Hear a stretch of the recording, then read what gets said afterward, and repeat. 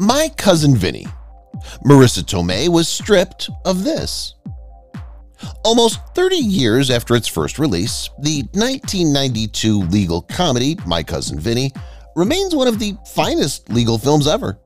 From Marisa Tomei's Mona Lisa Vito and Joe Pesci's Vinnie Gambini's amazing performances to the legendary sequences that are still cited today, there's no question that this film is a comic masterpiece.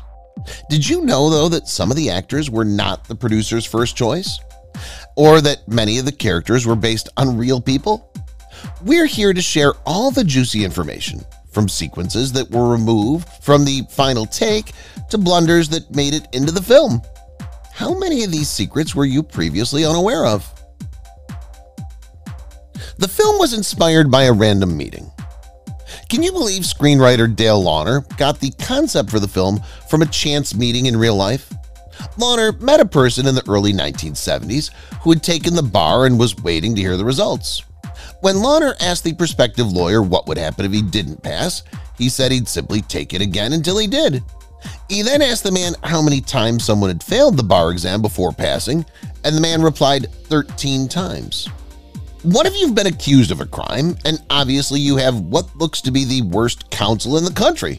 He wondered, according to Abnormal Use.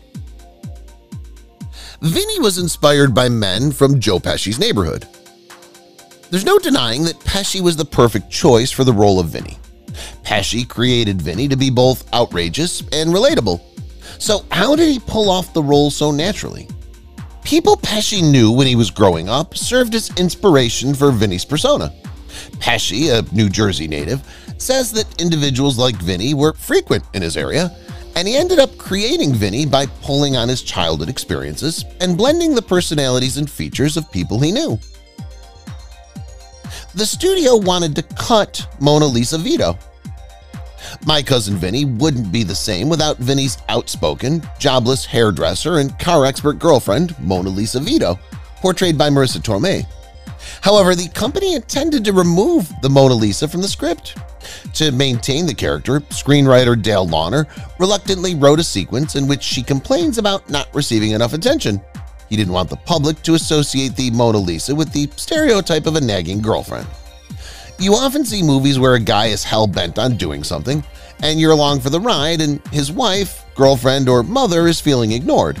She also complains, and I despise it. Those sequences are absolutely tedious to watch. You wish to skip forward. Awful, he said to Abnormal Muse. Marisa Tomei's biological clock scene. Speaking of eliminating Tomei's Mona Lisa, the section that was added ended up being Launer's favorite part in the screenplay, the biological clock sequence. Mona Lisa laments to Vinnie in the legendary moment that her biological clock is ticking and that she is yet to receive a marriage proposal. Vinnie blames all of his issues on her after going on a tirade and moaning, and she ultimately apologizes for bringing it up, adding, "Maybe it was a horrible moment to bring it up." Robert De Niro was the first choice for Vinnie. While it's difficult to picture anybody else as Vinnie Gambini, Pesci wasn't really screenwriter Dale Launer's first choice. He believed Robert De Niro would be an excellent Vinnie. On the other hand, the studio president believed De Niro, renowned for performing serious parts at the time, was not humorous. Worse, Launer said in an interview with Writer Unboxed that the president seemed uncomfortable and embarrassed when he offered De Niro the post. They had no idea that De Niro would go on to star in other comedy roles, including Meet the Parents, years later. Launer took a road trip to the South for research. Screenwriter Dale Launer traveled to the South to study Southern culture and customs in order to represent the people in the film correctly. According to his website profile, he leased a vehicle in New Orleans and traveled up through the Mississippi, over Alabama, and down the Gulf Coast. During the drive, he had a vehicle that got mired in the mud, grits were on the menu at every eatery, and he heard screaming owls, all of which became part of the screenplay. Elevating the filmmaking experience through kindness and talent. Marisa Tomei, renowned for extraordinary talent, graced the set with more than just her exceptional acting skills. During the filming of her latest project, she extended her warmth and generosity to the crew, demonstrating the kind of camaraderie that truly elevates the filmmaking experience. Whether it was sharing an impromptu coffee break, offering words of encouragement, or even lending a hand in small behind-the-scenes tasks, Tomei's genuine kindness and down-to-earth nature shone through. Her infectious spirit undoubtedly left a lasting impression on the entire crew, making their work not only professionally rewarding, but also a memorable journey filled with her unique blend of talent and compassion. Marisa Tomei's giving spirit reminds us that the magic of the film industry extends well beyond the silver screen, creating a richer, more meaningful collaborative experience for everyone involved. The studio took a risk casting Marisa Tomei. Tomei has built a reputation for herself since playing Mona Lisa Vito, but when the picture was released in the early 1990s, she hadn't appeared in many major films, and the production company was concerned that Tomei wasn't experienced enough. However, after seeing her performance on the set in the 1991 comedy Oscar, director Jonathan Lynn fell in love with how funny and brilliant she was. So he decided to take a risk and cast her. As soon as they filmed the opening scene in which Mona Lisa and Vinnie arrive in Alabama and she tells Pesci, "Oh yes, you mix," Lynn knew he had made the correct decision, as he said in the DVD commentary. Mona Lisa's expert testimony. One of the film's most iconic scenes occurred when Tomei's Mona Lisa Vito testimony.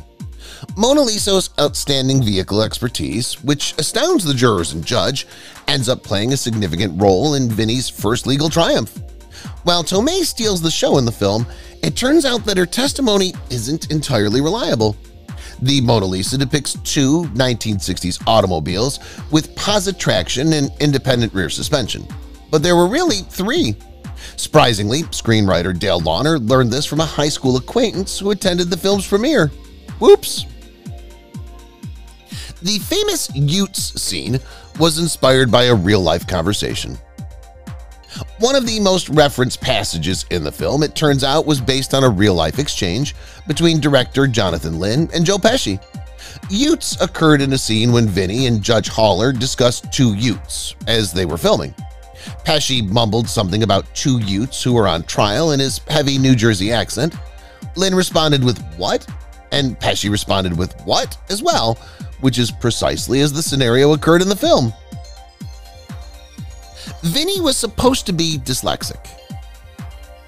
When Vinnie revealed that he had to take the bar exam 6 times before passing, we were understandably perplexed as to how someone could pass so many times. The question was added in the original draft of the script. Originally, Vinnie was supposed to be dyslexic, and when questioned why it took him 6 attempts to pass the bar, he answered, "I'm a bit dyslexic." However, Launer chose to remove it from the final screenplay because Pesci didn't know how to represent dyslexia, which irritated him since it made Vinnie seem not so intelligent. You have no idea why he took so long to go past the bar. Then all of a sudden he begins behaving cleverly. You have to assume that he's a brilliant man and the law is simply complex and uninteresting, he stated to Abnormal Muse. The prison scenes were shot in real prison. The jail scenes looked to be so genuine because they were filmed at a real prison in Gainesville, Georgia. There was also a death row wing nearby where they were filming.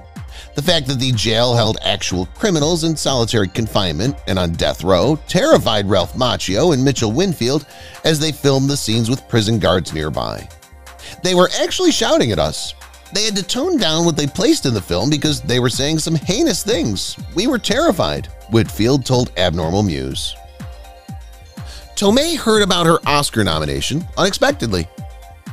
Marisa Tomei demonstrated that she was the appropriate actor for the character of Mona Lisa Vito, winning an Oscar for her performance.